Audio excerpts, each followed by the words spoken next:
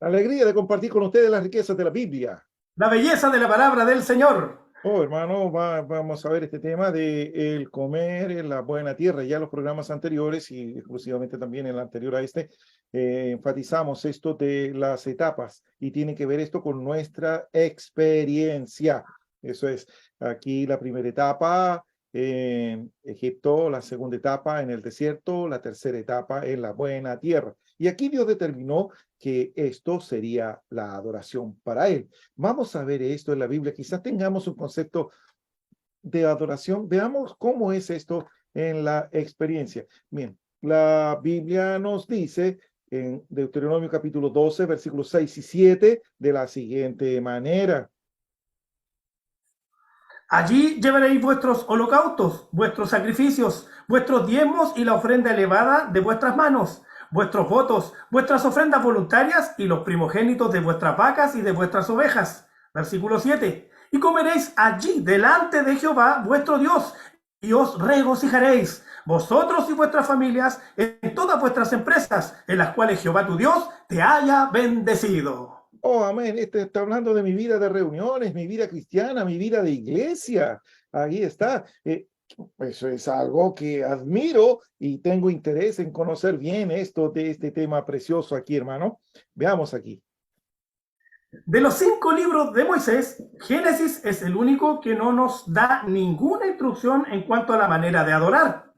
Los otros 4 tratan de manera extensa y detallada el asunto de la adoración y el servicio a Dios.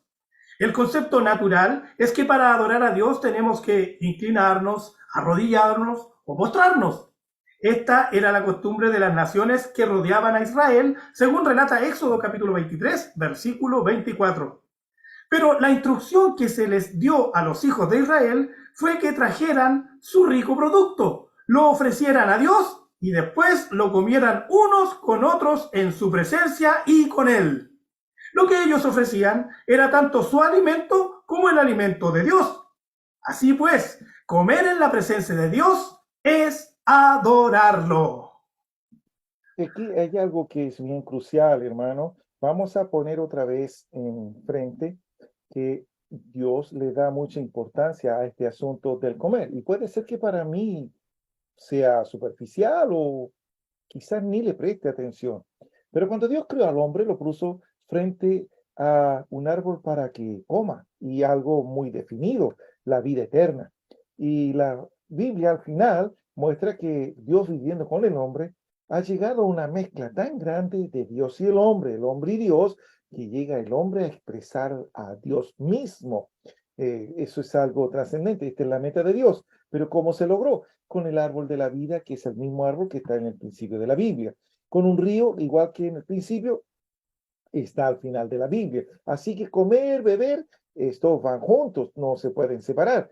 Comer, vaya, parece que estamos uniendo ideas para formar otro concepto grande, pero no, esta es la voluntad de Dios. Ya vimos que para salir de Egipto, Dios no les dijo a los israelitas que este pueblo está escrito en la Biblia como ejemplo para nosotros, no les dijo canten, canten, canten, hagan una conferencia y me cantan mucho o un espectáculo grande. No les dijo eso, tenían que simplemente comerse el cordero para salir de Egipto. Ahora, para cambiar la constitución de los que salieron de Egipto, en otros términos, para que ahora no solo ellos que salieron de Egipto, sino que Egipto salga de ellos, el mundo, toda esa cultura del mundo tenía que salir del pueblo de Israel. Y la manera que Dios determinó era que coman comiendo. Ahí está, tenían que comer el maná.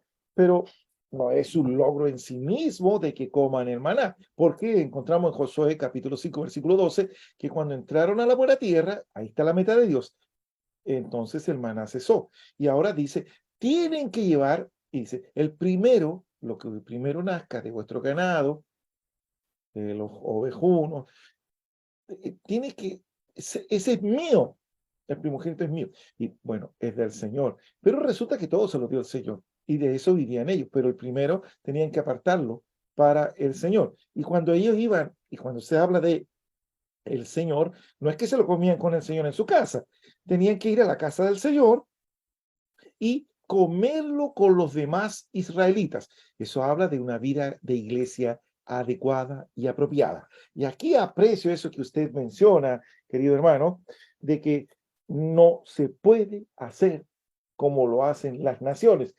¿Cómo lo hacen las naciones? Dios dijo, tienen que destruir esto, tienen que destruir, tienen que destruir. No hagan como ellos. No, no, no, tienen que hacer como yo digo. Qué específico es el Señor. Yo gusto esto de mi vida cristiana y practicar como dice la Biblia. Así que cuanto más nos reunamos, hermano Juan, con nuestras manos llenas de Cristo. Así debemos reunirnos. Cuanto más nos reunamos con nuestras manos llenas de Cristo, cuanto más lo ofrezcamos a Dios y lo disfrutemos en la presencia de Dios, más lo adoraremos. Nuestro Padre Dios desea la adoración que se centra en comer a su Hijo. Dios está contento cuando nosotros estamos en su presencia disfrutando a su Hijo. En Juan capítulo 4, el Señor Jesús vinculó la adoración a Dios a beber de él. Después que el Señor le dijo a la mujer samaritana, el que beba del agua que yo le daré, no tendrá sed jamás, en el versículo 14, ella cambió el tema al asunto de la adoración. La respuesta del Señor fue, la hora viene cuando ni en este ni en Jerusalén adoraréis al Padre, mas la hora viene y ahora es cuando los verdaderos adoradores adorarán al Padre en espíritu y con veracidad.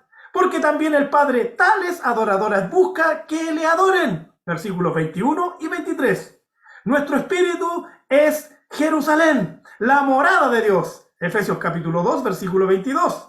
Y es allí donde adoramos a Dios, pero no al postrarnos delante de Él, sino al disfrutar a Cristo como la realidad. Beber de Él de esta manera es la verdadera adoración que le rendimos a Dios. vengamos aquí a Juan capítulo 4. La mujer tocó el tema de la adoración, ella era religiosa. No hablemos de su vida moral e inmoral, si era religiosa, no era religiosa. Veamos aquí que ella tiene un concepto fuerte, la adoración. Entonces, hace la diferencia. Ustedes allá, nosotros acá. Acá es mejor, es mejor. Es como cuando encontramos así a los hermanos, dice, yo soy de la matriz, yo soy de la primera, y ya, y van colocando esos aspectos como algún estatus. Pero el Señor le dijo que no era ni allá ni acá. Entonces le habló de aquí algo muy específico y de adorar con el espíritu y el espíritu humano. ¿Por qué?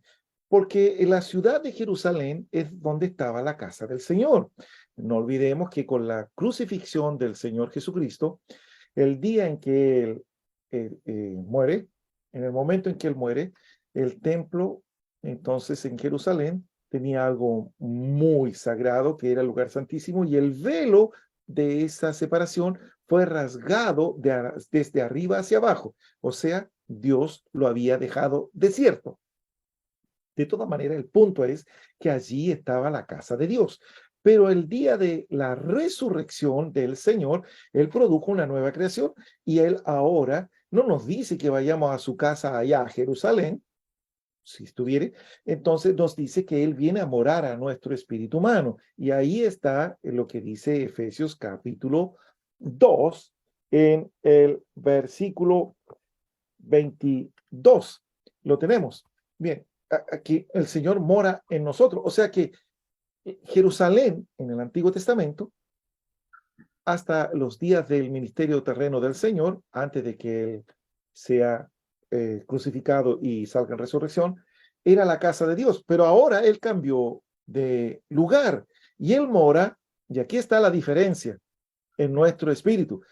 Entonces, ¿y qué tiene que ver eso con adorar? Es que el asunto de beber es adorar y el asunto del comer es adorar. Todos los que conocen de la Biblia, querido hermano, recuerdan esto y lo mencionan. Cuando el hijo pródigo vuelve a casa, el padre estaba tan contento y dice que vayan y sacrifiquen el becerro engordado. Él lo preparó para el momento en que el Hijo regresa. Pero todos sabemos, al leer la Biblia, que el becerro engordado era Cristo. Así que, otra vez, no era para asistir cómo se mata a un becerro, sino que era para asistir a comer el becerro, que es un tipo de Cristo. El becerro es mucho más grande que el cordero. Y ahí está. Y el Padre dice que está contento y quiere que se alegren por causa de cómo Él entonces reacciona para relacionarse con el hombre y sentirse satisfecho o que lo adoren, querido hermano. La casa de Dios. Cuando el pecador se vuelve a la casa de Dios, a la morada de Dios, es para comer. Si hay algo que regocija al Padre cuando sentó al pródigo en la mesa, es que disfrutara del becerro que estaba allí. Él se regocijaba con el Hijo y el Hijo se Exacto. regocijaba con el Padre al comer el becerro. El becerro es Cristo. Nada alegra más el corazón del Padre Dios que comamos a Cristo. Esto hay que hacerlo en su presencia, hay que hacerlo con los hermanos, hay que disfrutarlo y llevar la mejor porción. Hermano, Cristo es el alimento en la buena tierra. ¿Cómo lo comemos, hermano Juan? En las reuniones tenemos que llevar al rico Cristo para comer y disfrutar y regocijarnos en la presencia del Padre. Hay algo que regocija a Dios, hermano. Comer. Estas son las etapas. Avanzar a la tercera etapa es crucial, hermano Juan, porque esta es la morada de Dios. ¿Cómo lo adoramos? ¿Con el alma? ¿Con el cuerpo? No, con el espíritu. En Ahí el está. espíritu de Dios. Y es en la morada de Dios donde comemos y disfrutamos a Cristo. Entonces, cuando comemos, nosotros adoramos. Adorar es comer y beber. Es comer y beber. La gente tiene una instrucción que muy cultural, es allí y allá, pero el Señor dijo que era en el espíritu humano. Ahí está. O sea que cuando como y bebo, adoro a Dios. Cuando usted come y bebe, ¿qué pasa, hermano? Usted adora a Dios. Sí, luego en el siguiente programa hablaremos acerca de las reuniones y qué pasa allí con la adoración. Esto causa un resultado muy grande y una exhibición de las riquezas del Dios triuno en su mezcla con el hombre tripartito, exhibiendo sus riquezas, las abundantes riquezas de Cristo en los hijos, la vida normal de iglesia. Compartiendo con ustedes Las riquezas de la Biblia, la hermosura de la palabra del Señor. nuestra vida de iglesia es práctica en las ciudades aquí en el país y nuestro teléfono de contacto para que usted se pueda comunicar con nosotros. Llamándonos o escribiéndonos por WhatsApp al más 569 89 22 39 24. Más 569 89 22 39 24. La gracia del Señor Jesucristo El amor de Dios y la comunión del Espíritu Santo sea con todos vosotros.